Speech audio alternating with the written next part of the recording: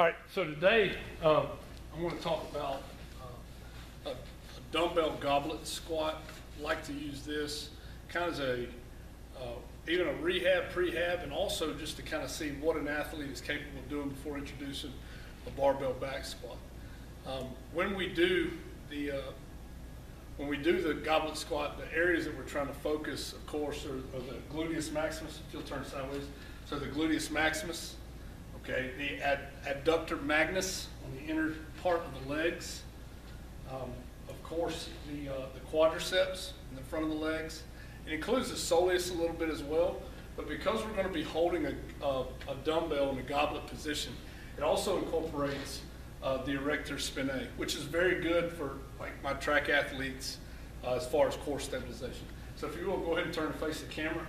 What we're going to do, starting position, what we want to do is have our feet slightly wider than our hips, okay, weight balanced, eyes forward in a neutral spine position.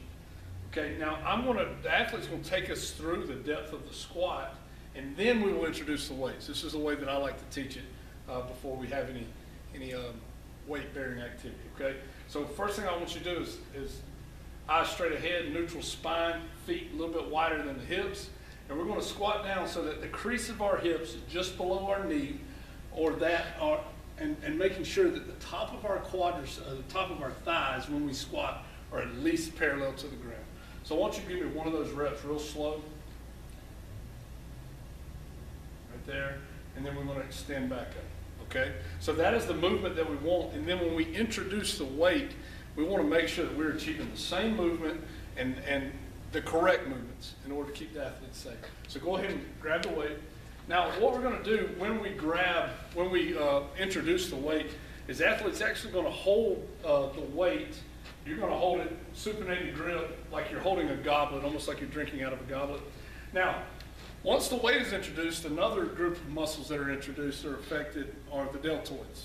Okay, and again, you'll see that with holding the goblet, holding the dumbbell in the goblet position, that spine must remain neutral. We don't want too much of an arch, but we want to have that neutral spine, and so the core is stabilized and activated all the way through the movement. So once again, here we go. And listening to my cues as you go down, feet shoulder width apart, eyes level, neutral spine, deep squat, crease of the hips below the knee, parallel to the ground, press back up. Now one thing I want you to think about when you do this next rep, I want you to think about pressing through the floor. Okay, go down one more time. Press through the floor, through your heels and back up. One more rep.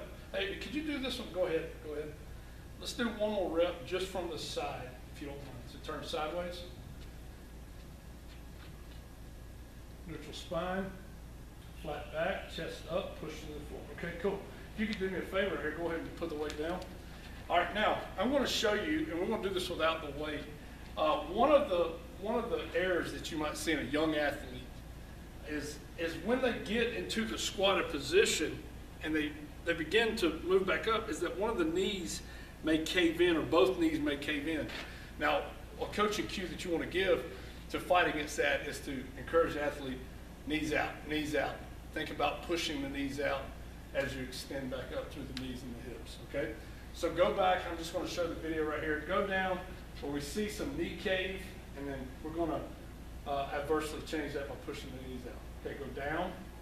Now when the athlete gets here, as they go to push up, they may see the knees cave, okay? And that's where I want to encourage the athlete to push the knees out. So let's go back down and correct, knees in, knees out, push the knees out, and extend back up. And that's the goblet squat.